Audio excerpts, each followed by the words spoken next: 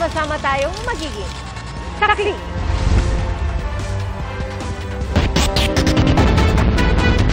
Live nakuha po yan sa North Luzon Expressway.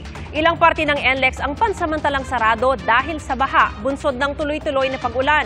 Sa kuha na ito ng U-Scooper na si Ann Panelo, makikitang wala ng galawan ang mga sasakyan. Nalubog din sa baha ang ilang bahagi ng mga sasakyan. Sa advisory ng NLEX as of 8:25 p.m., not passable o hindi madaraanan ng lahat ng uri ng sasakyan ang Valenzuela Interchange northbound, Valenzuela Interchange southbound at Paso del Blas southbound entry at exit. Pansamantalang sarado naman ang mga toll plaza sa Paso de Blas southbound entry exit, May Kawayan southbound entry, Marilao southbound entry at Ciudad de Victoria southbound entry. Passable naman para sa lahat ng sasakyan ang Balintawak Cloverleaf southbound at northbound. Pati na rin sa ilang parte ng NLEX, NLEX Connector at SCTEX. Binuksan naman ang mga U-turn slot sa Mapulang Lupa, Valenzuela northbound, Libis Baisa southbound bago magbalintawak, Torres Bugalyon southbound paglampas ng Balintawal Toll Plaza, Lawang Bato, Valenzuela southbound, Valenzuela Interchange southbound at May Kawayan southbound.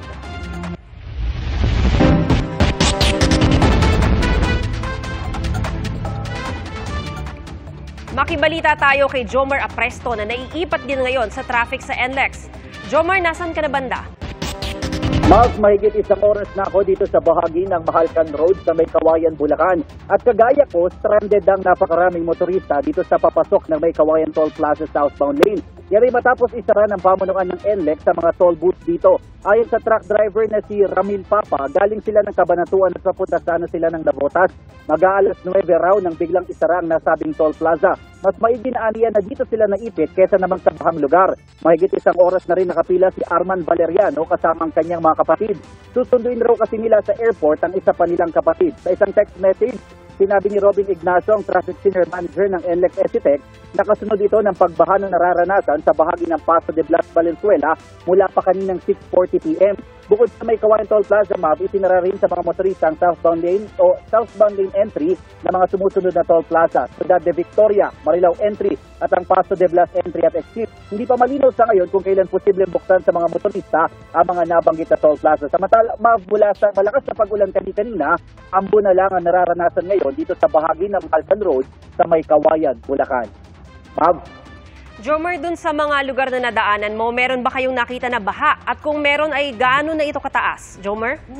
Kanina, galing ako sa may bahagi ng Northville 4V. Sa bahagi yan ng Marilao, Bulacan, ma'am. May mga napansin akong mga residente na lumilikas na. Sila yung mga malapit sa tabing ilog. Pero hindi pa malinaw sa ngayon kung gaano na kataas yung tubig doon. Dahil dun sa nadaanan ko hanggang paa pa lamang. Pero dun sa bandang ilog, ang sinasabi nila, may kataasan na yung baha. Pero wala pa rin nakakausap na mga tauhan ng Marilao DRRMO kung gano'n na nga kataas yung baha. Dito naman sa bahagi ng Mahalcan Road, wala namang baha na nararanasan sa mga oras na to. Jomar, pagka ganito kasi na medyo masama yung visibility dahil sa ulan, pro na magkaroon ng mga aksidente. Meron ka na rin bang nabalitaan na aksidente dyan naman sa bahagi ng NLEX, Jomar? So far, nung nakausap ko yung mga taga-NLEX patrol, ma'am, wala pa naman silang binabanggit na aksidente dito sa bahagi ng Mahalcan Road. Pero ang binabanggit nila, may mga ilang sasakyan na naipit na mismo doon sa loob ng NLEX. Jomar, meron na rin ba tayong mga zipper lanes naman? Jomar? Dito kasi sa kinatatayuan ko sa mismong pwesto ko, talagang walang madaanan dahil lahat ng toll booth sarado. Kaya maging yung mismong kalsada dito sa bahagi ng Mahalcan Road, ilang sasakyan lang din yung nakakadaan dahil maraming sasakyan yung naipit at nakapila papasok dito ng toll booth. Oo. Dito sa mga video na nakikita namin, merong mga pasahero na nakatayo na, nag-aabang na sa labas ng kanilang mga sasakyan. Parang meron ding naglalakad. Meron ka bang nadaan ng mga ganito, Jomar? Oo. Kasi ang ginagawa ngayon ng mga motorista dito, lalo na yung mga driver, ipinapatay muna nila yung sasakyan nila. Kagaya ko, pinatay ko rin muna dahil nga, siyempre, malakas sa gas, tapos ang binabanggit nga nila, mahigit isang oras na silang stranded dito. So, maigit na ipatay muna nila yung makina nila. Kaya ang ginagawa nila, paikot-ikot sila. Kasi yung iba, curious kung bakit hindi nakakadaan yung mga sasakyan. Kaya ang ginagawa ng mga taga-NLEX dito, pinapaliwanag din nila na sarado yung kanilang toll booth dahil na rin sa pagbaha sa bahagi ng Valenzuela. Oo. Jomar, dahil nga merong saradong toll gates, meron bang mga alternative na mga entries at exit points na ibinigay yung pamunuan ng NLEX? Jomar? Walang binabanggit yung NLEX dito kung meron silang pwedeng ikutan dahil kagaya nung nakausap ko kaninang isang motorista, galing na siya ng MacArthur Highway, pero ang sinasabi niya, mataas na rin yung baha kaya nagbaka sakali siya na pumasok dito sa May Kawayan Toll Plaza. Pero nagulat nga rin siya dahil sarado na yung mismong toll plaza dito. Merong isang option dito, yung pwede kang dumaan ng May Kawayan northbound and iikot ka ng Marilao. Pero ang problema, sarado rin yan sa mga oras nito. Maraming salamat, Jomar Apreso, at ingat kayo dyan. Perwisyo at sakit ng ulo ang idinulot sa mga motorista at commuter ng pagbaha sa iba't ibang bahagi ng Maynila. May hatid naman na libreng sakay ang Philippine Navy sa mga stranded. Saksi live si Katrina Son. Katrina? Mav, dahil nga sa walang tigil na pag-uulan, naging pahirapan na ang pag-uwi ng ilang mga commuter dito sa Maynila. Ilang mga motorista rin na ang stranded dahil yan sa baha.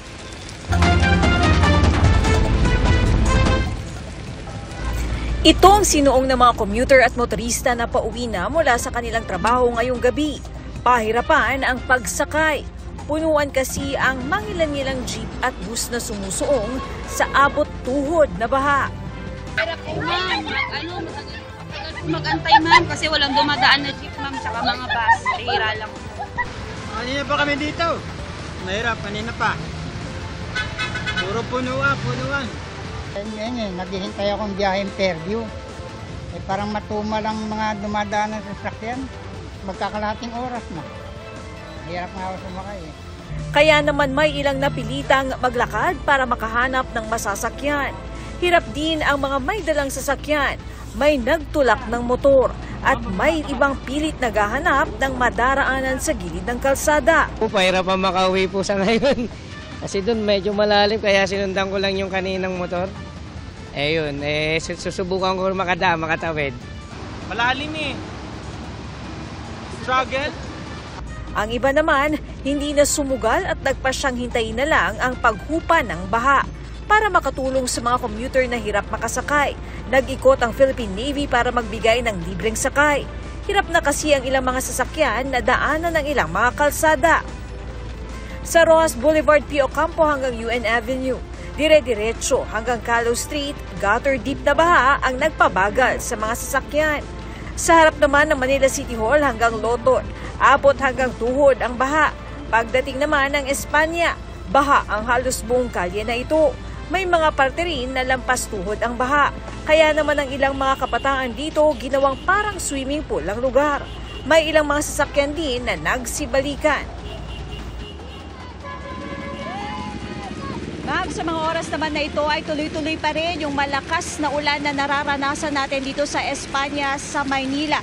Kaya naman yung mga sasakyan na nagdaraan dito, ma'am, talagang humihinto muna sila at chinecheck muna nila kung kaya nga ba ng kanilang mga sasakyan na dumaan dito. Dahil patuloy rin, ma'am, ang pagtaas ng baha rito dahil yan sa tuloy-tuloy na pag-uulan. At live mula dito sa Espanya, sa Maynila, para sa GMA Integrated News. Ako si Katrina Son, ang inyong saksi. Katrina, sa nakikita namin ngayon, parang medyo humupa na yung area kung saan ka nakatayo sa Espanya. Pero yung bang papunta pa sa likod ay mas malalim at hindi talaga madadaanan ng mga light vehicles sa ngayon, Katrina? Ma'am, itong lugar, kung nasaan tayo ngayon, ito talaga yung lugar na medyo mababa yung baha. Doon sa ating likuran, dyan talaga yung daan na hindi nadaraanan ng ibang mga motorista, katulad na lamang ng mga nakamotorsiklo. Ayan, medyo nahihirapan na sila dyan, Mav.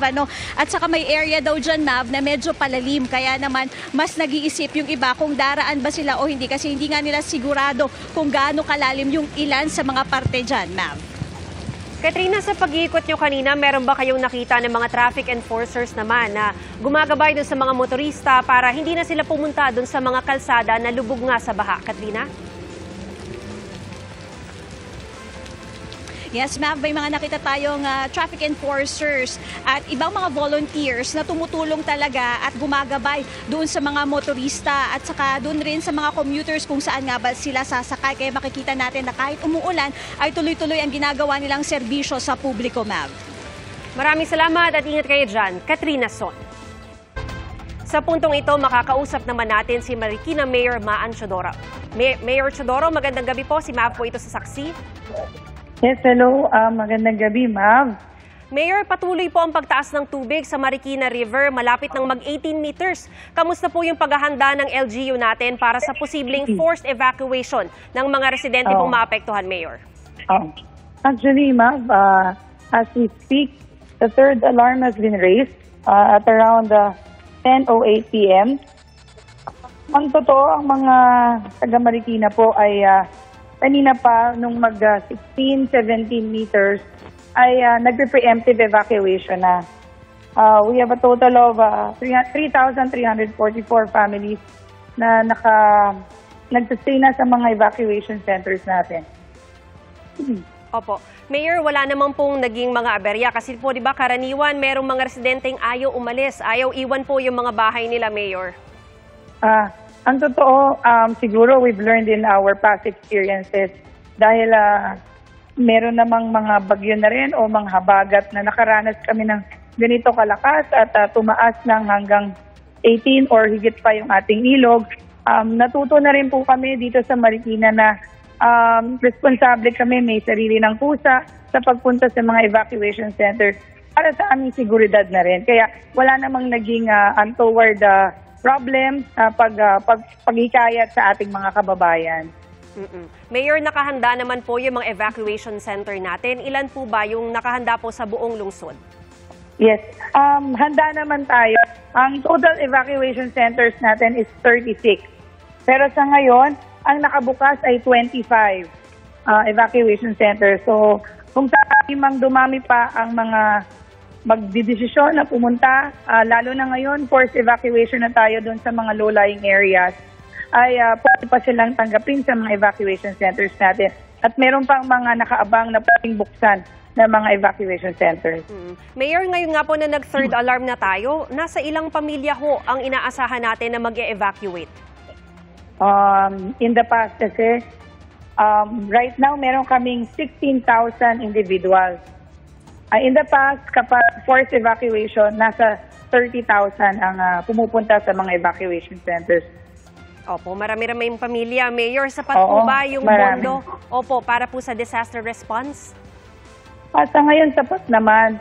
Pero of course, tayo kapag ganitong merong sakuna o meron tayong disaster na kinakaharap, kailangan natin ng pagtutulungan, hindi lang ng gobyerno, pero ng pribadong mga ahensya o kaya ng mga pribadong tao na kung gusto nilang mag-donate sa ating mga evacuation centers, bukas po ito para sa kanila. Mayor, kanino ho makikipag-ugnayan kung meron nga hong gustong mag-donate at ano ho ba yung mga pangunahing pangangailangan sa evacuation centers natin, Mayor? Right now kasi ang immediate need is food. Talagang dahil yung mga tao pumunta na lang dito, wala sila talagang dalang pagkain, hot meals, wala silang dalang ganon. Medyo malaki yung volume or malaki yung dami ng mga tao na naririto.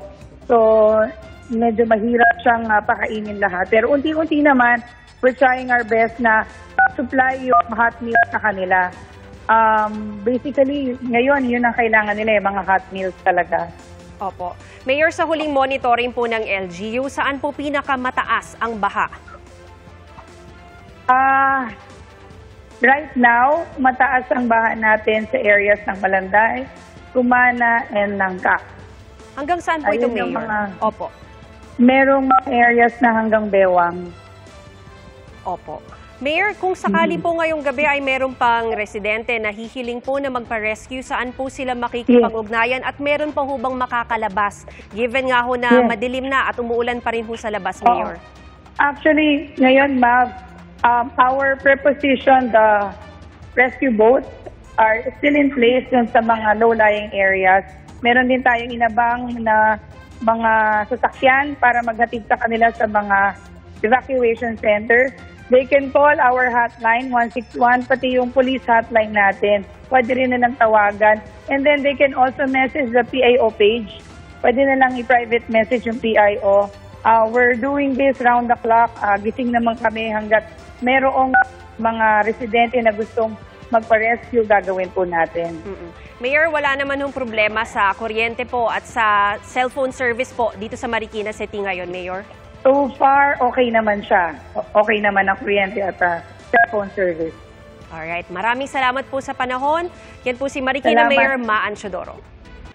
Salamat po. Kaninang tanghali, maraming residente ng Marikina ang lumikas nang ideklarang nasa ikalawang alarma na ang ilog. Saksi si Mariz Umali. Patuloy ang mga pag-ulan kaya umapaw na ang tubig sa Marikina River. Umabot na hanggang sa katabing kalsada. Mag-alas 2 ng hapon nang ideklara ang ikalawang alarma sa Marikina River. Agad na lumikas ang mga nakatira sa tabing ilog, pati na sa mabababang parte ng Marikina. Bit-bit ang isang buwang gulang na sanggol, lumikas ang pamilyang ito at nagtungo sa H. Bautista Elementary School. Bahala po yung baha. Nakaka-trauma po kasi pag may gano'n. Lalo na po ngayon, may mga anak na po kami. Lagpas po kasi dati, lagpas tao po. May nakalaang mga kwarto sa eskwelahan para sa mga senior citizen, lactating mother o nagpapasusong ina, pati na rin mga buntis. Ang ginang na bagong opera lang sa matres, lumikas na rin. Opera ko lang. 3 days pa lang. Doon doy. Naano kami doon, natrap sa loob na bahay. Ayaw ko nang maulit-ulit. Ginawa na ring soup kitchen ang isa sa mga kwarto para rito na iluto ang ipapakain sa mga inilikas. May pamamahagi ring kit na may banig at kumot. As of 4 p.m., nasa 1,637 na individual o 346 na pamilya na ang inilikas sa iba't ibang evacuation centers sa Marikina. Preemptive naman, as we've talked with the mga tao dito sa evacuation centers, wala pa naman baha sa kanilang mga areas, pero gusto nilang mag-ingat na at maghanda. Mabilis ding umapaw ang tubig sa ilang estero, kaya umabot ng hanggang gutter deep ang baha sa ilang kalsada gaya sa barangay Santa Elena. Ang itinuturong sanhi, ang sangkatutak na basura. In-excavate natin yung mga nakukuha nating mga trash, mga debris. Ang totoo, ito ay dahil interconnected tayo eh. Yung creeks coming from upstream, ayan sa may Rizal part, dito dumadaloy kaya nakikita natin yung mga basura talaga naiipon. Halos mapuno ng mga nakolektang basura ang isang truck, bukod pa sa mga nakuha sa ibang mga estero. Dahil sa patuloy na pag-ulan, sinuspindi na ang klase sa lungsod ngayong araw hanggang bukas. Para sa GMA Integrated News, ako si Mariz Umali ang inyong saksi. Samantala, ito naman po ay live na kuha na sa Marikina River. Umakyat na sa 17.9 meters ang level ng tubig doon. Sa kuha sa bahagi ng Santo Niño water level, makikitang mabilis pa rin ang agos ng tubig. Nananatiling nakataas ang second alarm ayon sa Marikina City Rescue 161. Nakapaski din ang mga numero para sa kanilang emergency hotline. Kapag umabot na sa 18 meters ang tubig o sa third alarm, magpapatupad na ng mandatory evacuation ang mga otoridad. Rumagasa ang baha papasok ng isang bahay sa bahagi ng C3 Caloocan City bandang alas 7:30 ngayong gabi. Sa kuha ni News Cooper Nikki Galvan, makikitang nalubog na sa tubig ang ilan nilang gamit. Nagdulot naman ng matinding trapiko sa bahagi ng Commonwealth ang mataas na baha. Kuha yan alas 7 ngayong gabi. Alas 11 pa lang kaninang umaga, abot baywang na ang baha sa bahagi ng General Luis sa Novaliches, Quezon City. Napilitang lumusong ang ilang estudyante. Abot baywang din ang baha kaninang tanghali sa bahagi ng Paso de Blas sa Valenzuela City. Ayon kay News Cooper Regine Puno sa Sota, maraming sasakyan ang tumirik at maging siya ay hindi na nakapasok sa trabaho. Sa Pasay City naman, hindi nagpatinal sa malakas na ulan ang News Cooper na si Armando Mortejo. Nakadalo pa siya sa graduation ceremony na ginanap sa Pasay City kaninang umaga. Sa gitna ng walang humpay na pag-ulan, umabot na sa full supply level o 135 meters ang tubig sa Wawa Dam ngayong araw, base sa social media post ni Rizal Governor Nina Inares. Dahil dito, tuloy-tuloy ang pag-apaw ng tubig mula sa dam. Ayon kay Rodriguez Rizal Mayor Ronnie Evangelista, magsasagawa sila ng fourth evacuation kung hindi pa bumuti ang lagay ng panahon. Naka-red alert din ang lungsod ng Pasig. Umapaw na rin ang La Mesa Dam na maaari pang magpabaha sa mga barangay na apektado ng Tulyahan River. Ayon sa MMDA, tuloy-tuloy ang operasyon ng 71 nilang pumping stations.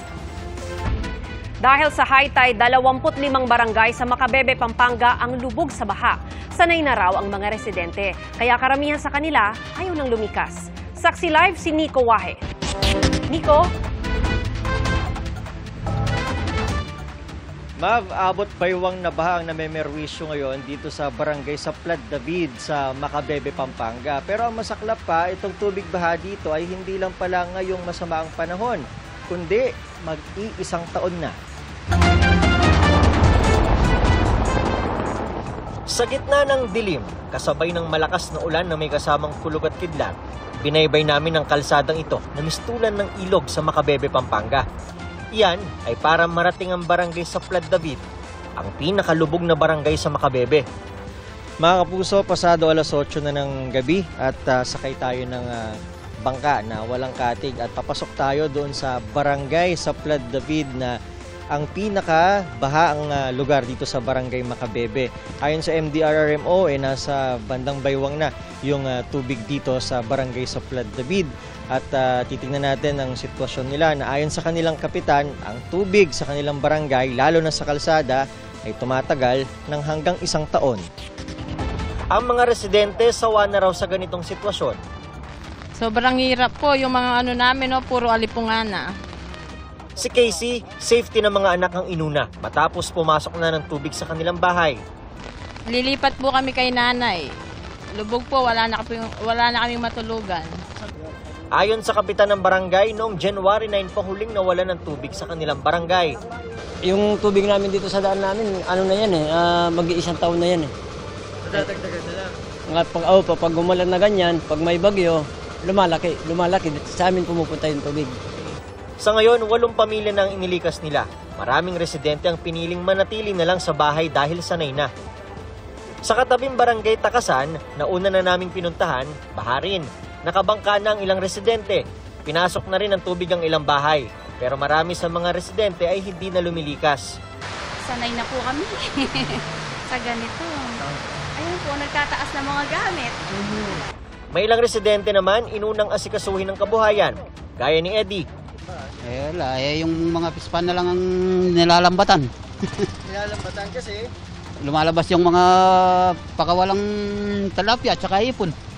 Ang ibang tilapia, inuwi na lang nila para may maulam.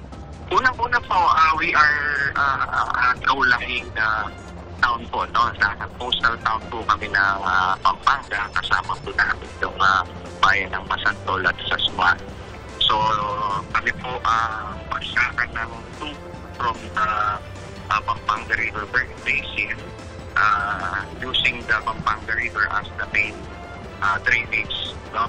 Papuntang dagat. Sanay na raw ang mga taga rito, kaya hindi lahat gustong lumilikas. 71 individual ang piniling lumikas sa ngayon. Pero handa raw ang LGU sakaling may kailangang ilikas. Sa barangay Santa Maria sa bayan ng Minalin, lubog na ang kalsada. Maging ang elementary school ng Santa Maria, binaha na rin. Ang barangay San Isidro, hanggang tuhod na rin ang tubig. May ilang bahay nga na pinasok na rin. Mav, bumalik na kami dito sa barangay Takasan kung saan mas mababa yung tubig at hindi na rin kasi makapasok doon gaano yung sasakyan sa barangay sa Plad David. At ngayon, malakas pa rin yung ulan. Mula pa kaninang 5:30 ng hapon, consistent yung ganyang kalakas. Kaya yung ilog na nasa aking likuran ay punong-puno na rin at halos kapantay na ng kalsada. Ito ang tinatayuan namin ay punong-puno na rin ng tubig. Live mula rito sa Macabebe, Pampanga para sa GMA Integrated News, ako si Nico Wahe, ang inyong saksi. Nico, sa ngayon kasi sabi mo na merong mga pamilya na ayaw nang lumikas dahil nga sanay na raw sila na baha. Pero paano yung consideration dito ng lokal na pamahalaan? Dahil kung may mapahamak sa kanila, sino naman ang sasagot doon, Nico? Mav, kausap nga natin yung MDRRMO kanina nitong Macabebe, Pampanga. Ang lagi nilang sinasabi ay resilient naman daw itong mga kababayan natin, pero ang sinasabi naman nila, handa naman daw sila sakaling man na may magpalikas dito sa kanilang mga kababayan. At may kanya-kanya na raw silang protocol, kumbaga bawat barangay may sarili ng protocol sakali man na hindi na talaga kayanin itong taas ng tubig sa kanilang mga bayan. Nico, kamusta naman yung lagay sa mga evacuation center ngayon? Meron bang mga pangunahin na pangangailangan yung mga lumikas na residente, Nico? Ma'am, kanina sa pagtatanong natin doon sa MDRRMO ay kabibigay lang daw ng DSWD sa kanila nung mga kakailanganin nila mga food packs. Sa ngayon ay kung sakali man daw na may magbibigay ng tulong, handa raw sila itong tanggapin lalong sumasama itong panahon. Ma'am. Maraming salamat at ingat kayo dyan. Nico Wahe. Binaharin ang Commonwealth Avenue at Araneta Avenue sa Quezon City. Ang ilang estudyanteng pauwi, naglakad na sa baha. Saksi si Chino Gaston. Tanghali ng datnan namin ang mga estudyanteng ito na hindi makatawid sa lalim ng tubig sa bahaging ito ng Araneta Avenue. Nasa klase raw sila nang inanunsyong suspendido na ang pasok. Pero paano na lang daw sila uuwi dahil kahit jeep hindi na makadaan sa bahang kalsada. Hindi po makadaan kasi baha. Saan ka ba uwi? Sa talon po. Hindi ka ba maglalakad na lang dyan? Hindi po, may sugat po kami. Yung nagsuspended po kasi yun, nung pauwi na po kami. Last subject na po yun. Tapos doon na po nalaman namin na baha na rin dito. So paano ka makakauwi? Hindi ko po alam.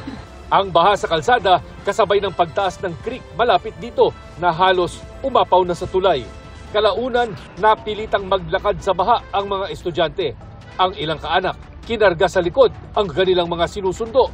At kung maingat ang mga estudyante sa maruming tubig at naglulutangang basura, ang ilang mga bata hindi alintana ang panganib at ginawang swimming pool ang kalsada. Nagdulot ng traffic sa mga katabing kalsada ang baha dahil hindi madaanan ang magkabilang lane ng isang bahagi ng Araneta Avenue. Pero may mga ilang sasakyang nagpumilit gaya ng puting van na ito. Sa isang bahagi naman ng Santo Domingo Street, mataas din ang baha at hindi makadaan ang mga sasakyan. Sa Commonwealth Avenue, baha rin ang idinulot ng malakas at tuloy-tuloy na buhos ng ulan. Sobrang baha. Partikular na nalubog sa tubig ang bahagi ng southbound lane paglagpas ng Doña Carmen at Don Fabian sa bandang Fairview. Sa video, nakuha ng isang residente.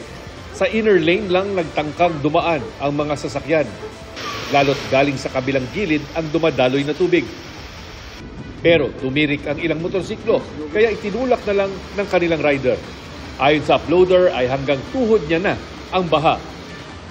Bumigat tuloy ang trapiko sa Commonwealth Avenue. Halos walang galawan ang mga sasakyan. Bigo ang maraming motorista na makadaan sa mga bahang parte ng kalsada. May ilang bahagi ng Commonwealth na gutter deep ang baha. Para sa GMA Integrated News, Chino Gaston ang inyong saksi. Nasagip ang isang bata matapos anurin ng rumaragasang baha kaninang umaga sa Batasan Hills, Quezon City. Tumatakbo ang bata sa gilid ng kalsada nang bigla siyang tangayin ng tubig at lumusot sa butas ng ginagawang kalsada. Agad siyang sinundan ng kanyang ama. Sa isang bahagi na ng ginagawang drainage na harang at naiangat ang bata. Samantala, walang pasok bukas, July 22 sa lahat ng antas sa pampubliko at pribadong paaralan sa Metro Manila, Zambales, Bataan, Pampanga, Bulacan, Cavite, gayon din sa Batangas, Rizal, Pangasinan, Tarlac, Occidental Mindoro, pati na rin sa Laguna. Tumaas ng lebel ang ilog sa Laurel, Batangas dahil sa pag-uulan. Abot baywang na baha naman ang naranasan sa Cainta, Rizal. Saksi si Ian Cruz. Hanggang hita ang baha sa Barangay San Isidro dito sa Cainta, Rizal. Marami ang napilitang lumusong gaya ng estudyanteng ito na ipinasya ng maglakad dahil patuloy ang pagtaas ng tubig. Hindi na raw niya mahihintay ang naantalang sundo. Hanggang paalam po, tapos biglang naging tuhod, tapos ngayon hita, malapit na pong magbewang. Ang senior citizen naman na ito at kanyang kasama napilitang lumusong kahit pa kagagaling lang sa dialysis session sa Quezon City. Sanay na raw sila sa baha pero sana raw. Ano ba dapat gawin ng gobyerno dapat na ginagawa na nila noon pa? Yung flood control, ewan ko, wala naman nagagawa. Matagal na yan eh. Dahil sa walang tigil na ulan, naghahanda na ang mga residente sakaling mas tumaas pa ang tubig. Pagtataas hanggang dito, may sukatan kami eh. Ngayon doon kami lilikas. Kasama sa nalubog ang gusali ng DepEd Calabarzon. Alauna ng hapon wala nang pasok ang gobyerno pero lagpas alas 4 na, mayroon pa ring nananatili sa mga gusali. Ayon sa Cainta MDRRMO hotline, nagbigay sila ng transportasyon kanina sa mga stranded na mga estudyante, guro at iba pang residente. Sa kahabaan ng Felix Avenue, masikip ang daloy ng trapiko. Sa mga gilid ng kalsada, marami kasi ang nakaparadang sasakyan na galing sa mga mabababang komunidad ng Cainta at katabing Pasig City. Sa Vista Verde Subdivision, marami ang napilitang lumusong sa baha. Ayon sa mga tao, hanggang baywang nila ang baha at tumataas pa. Ang iba, nagbangka na palabas ng komunidad. Hanggang baywang po. Hanggang baywang? So talagang kailangan na magbangka? Opo. Ang iba naman, handang magbayad ng 100 pesos sakay ng pedicab na hinihila ng dalawang lalaki sa baha. Wala na kasing tricycle na bumabiyahe. Kaya ito na lang, tsaka yung bangka.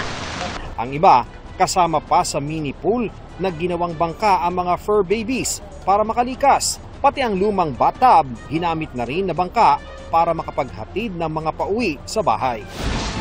Apektado rin ang masamang panahon ng Laurel, Batangas. May mga pagkakataong hindi madaanan ng sasakyan ng spillway dahil sa pagtaas ng tubig sa ilog. Daanan na sa kabila, kaso nga lang sarado. Sigurado, hindi mo makapalampas sa mga yan. Antayin na munang humupa para makadaan. Pero ang ilang residente, para lang makauwi, ay napilitang tumawid sa umapaw ng spillway. Medyo malakas lang ang agos, kaya naman. Pero kung sasakyan di kaya. May umapaw ding creek. Umagos din ang tubig na may halong lupa sa kalsada na lumikha ng konting baha. Pero bago pa man mangyari ito, nagsagawa na ng preemptive evacuation ang lokal na pamahalaan. Para sa GMA Integrated News, ako si Ian Cruz, ang inyong saksi. Dahil sa tuloy-tuloy na pag-ulan, lubog sa baha ang malaking bahagi ng Kamanava. Saksi si Mark Salazar. Tanghali nang biglang bumuhos ulit ang malakas na ulan sa Kamanava area. Naka-orange rainfall warning na noon ang Metro Manila. Mga kalahating oras lang na tuloy-tuloy na pag-ulan, bumubulwak na ang mga kanal dahil hindi kinakaya ng drainage system ang tubig ulan. Biglaan din kung tumaas ang tubig ng San Juan River, kaya may pagkakataong nagkukumahog sa pag-evacuate ang komunidad sa gilid ng Dario Bridge sa Quezon City. Kabilang sa inilikas kanina ang bedridden at stroke patient na ito na may tubo pa sa ilong. Sa maghapon, tumukod ang traffic sa dami ng kalyeng lubog sa baha, lalo na ang EDSA Balintawak sa Quezon City. At sa C4 Road sa Malabon. Ilang mga estudyante ng Caloocan ang nahirapan sa pag-uwi galing sa morning shift. Meron din namang mga estudyanteng nag-enjoy pa. Pasok! Meron!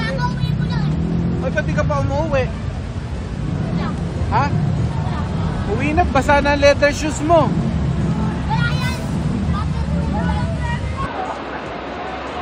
Tila mas laro talaga ang nakikita ng mga bata sa baha kaysa panganib ng kung ano-anong sakit. Akala mo nga resort itong P. Aquino Avenue sa Malabon sa dami ng batang naglalangoy sa baha. Sa maghapong uulan, titila, uulan, hindi na bumaba ang baha na may kasamang tubig dagat sa paligid ng Malabon City Hall, lalo na sa Malabon Central Market. Umabot dito sa umapaw. Hello? Oo. Paano negosyo pagka ganito? Wala, patay negosyo. Pero alam mo alat ito. Opo. Bakit isinusuong mo pa rin? Walang kailangan umuwi dito. Kailangan iuwi yung motor dito, baka ma-trap sa labas Pasado alas 3 ng hapon, ganito naman ang eksena sa MacArthur Highway. Malalaking sasakyan lang ang nakakatawid sa bahang umabot hanggang tuhod.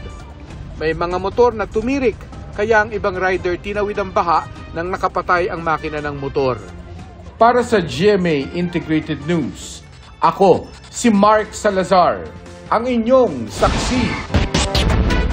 Maging ang ilang lugar sa Visayas at Mindanao nakaranas din ng masungit na panahon. Saksi si Kim Salinas ng GMA Regional TV. Nagkandahulog sa dagat ang ilang bahay kasunod ng paghampas ng malalakas na alon sa barangay Tubigtana sa Bungao, Tawi-Tawi nitong linggo ng madaling araw. 10 bahay ang naiulat na nasira. Bago pa man yan mangyari ay lumikas na sa isang paaralan ang mga residente. Hinahatira na sila ng pagkain at iba pang tulong ng LGU. Winasak at itinumba naman ng malalakas na hangin ang ilang bahay sa barangay Tasiman sa Lake Cebu, South Cotabato. Ayon sa kanilang barangay secretary, natuklap ang bubong ng 3 silid-aralan. Pinadapa rin ng hangin ang mga puno ng saging. 100,000 piso ang inisyal na halaga ng mga naitalang pinsala. May pagguho naman sa bundok sa tabi ng National Highway sa barangay Pansud, Lebac, Sultan Kudarat. Humambalang sa kalsada ang ilang puno at debris, kaya stranded ang ilang sasakyan. Pinag-iingat ang mga motorista dahil kahit mas maayos na ang panahon doon, posibleng magka-landslide pa dahil sa ilang araw na pag-uulan. Sa Iloilo City, sasakyan man o tao, napipilitang lumusong sa mataas pa ring baha sa ilang kalsada. Pero may mga ayaw ng tumuloy. Ma-deliver lang kaning mga kabilya, ma'am. O, basi, hindi mo na kaya, ma'am. Basi, lang rumalang-alang sakyan ba? Sa tabi ng Dungon Creek, sa barangay Kalubihan, may baha pa rin sa loob ng ilang bahay. Sa datos ng Iloilo City Disaster Risk Reduction and Management Office, mahigit 1,000 ang nasa evacuation centers dahil sa pagbaha. 18 bahay naman ang nasira bunsod ng malalakas na hangin. Sa total, 17 ka partial. Continue sa atong pag-manage evacuation centers, pag-provide sa pinaranasan nila. May pagbaha pa rin sa ilang kalsada sa bayan ng Leganes.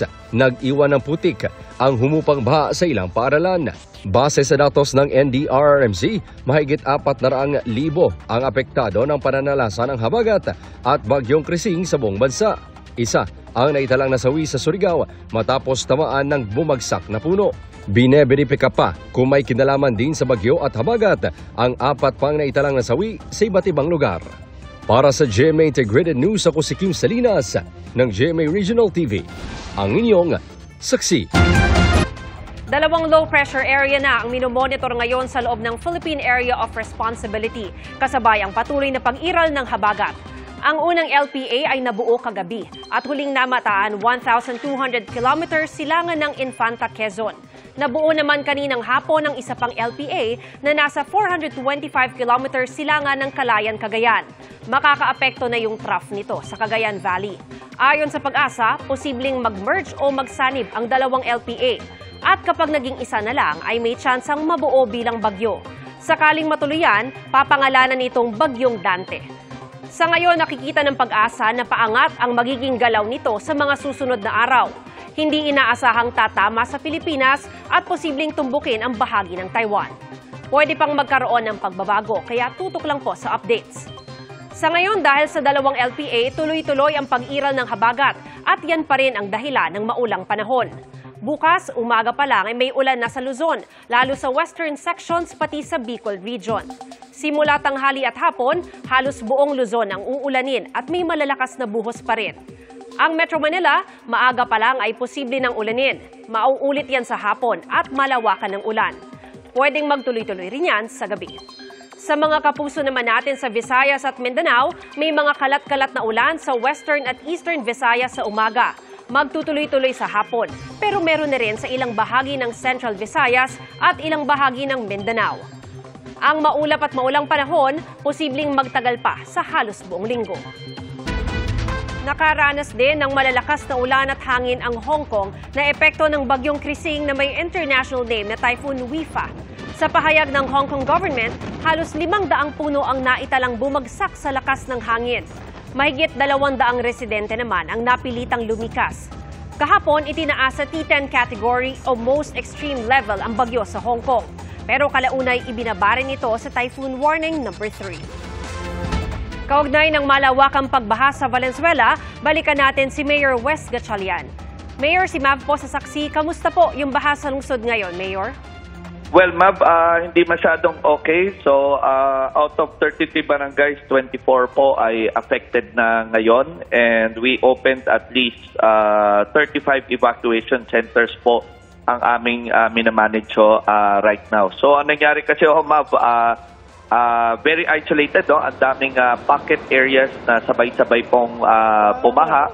At pati po yung MacArthur Highway namin, may mga certain areas pa rin na hindi passable. Pagbanda naman ho dito sa NLEX northbound, ang Paso de Blas exit ho namin, entrance and exit po, which is the Valenzuela exit, ay naka-shutdown na rin ho at mataas pa rin po ang tubig.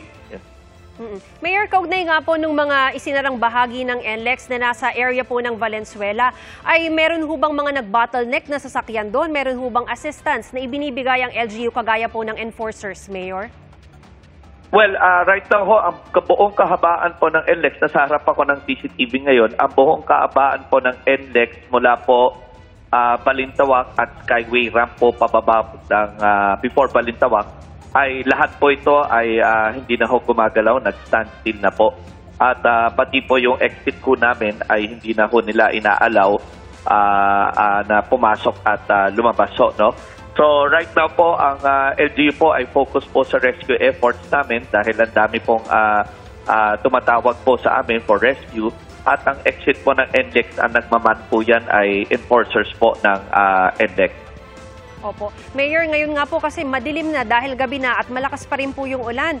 Paano nga ho kung meron pang mga hihiling na magpa-rescue, kaya pa ho ba silang puntahan ng LGU, Mayor? Well, kinakaya ho namin together with BFP and national offices po, nagtutulong-tulong ho kami. Right now ho, meron kami pinadeploy na almost 100 na po na mga rescue teams namin, amphibian trucks, mga rescue equipment. At patuloy po sinasagot rin ni rescue ho namin at sinasagot yung mga messages sa Facebook at sa tumatawag po sa hotline namin. So as of 9 o'clock p.m., we already have 609 families in our 35 evacuation centers. That's totaling to almost 2,520 individuals po ang hinahouse ho namin. So pagdating naman po sa paglilikas, wala naman pong problema dahil ang mga kababayan ho namin, sanay sila pumupunta po sa designated evacuation centers ho namin. Maraming salamat po sa panahon at ingat po kayo dyan, Mayor. Okay, maraming salamat din po. Thank you. Yan po si Valenzuela City Mayor Wes Gatchalian. Umangat ang itim at puting usok habang nasusunog ang isang ferry boat sa gitna ng dagat sa Indonesia. Hindi bababa sa 5 sakay nito ang nasawi. Mahigit 500 naman ang nakaligtas, kabilang ang 2 buwang sanggol na nagkaroon ng tubig sa kanyang baga. Stable na ang lagay ng sanggol sa ospital. Iniimbestigahan pa ang sanhi ng sunog. Ayon sa mga otoridad doon, mahigit 200 pasahero at 15 crew member lang ang nakalagay sa manifest ng ferry boat. Muntik nang mahulog ang American singer na si Katy Perry habang nasa ere sakay ng isang prop. Sa gitna ng kanyang performance, tila may naputol at nasira sa butterfly-shaped prop kung saan nakasakay si Katy habang iniikot ang mga tao. Natapos naman niya ang kanyang performance at ligtas siyang nakababa. Nangyari ang insidente sa kanyang concert sa San Francisco, California sa Amerika. Salamat sa inyong pagsaksi. Sa ngalan ni Pia Arcangel, ako po si Mav Gonzalez. Para sa mas malaking misyon at sa mas malawak na paglilingkod sa bayan, mula sa GMA Integrated News, ang News Authority ng Filipino. Hanggang bukas, sama-sama tayong magiging saksi!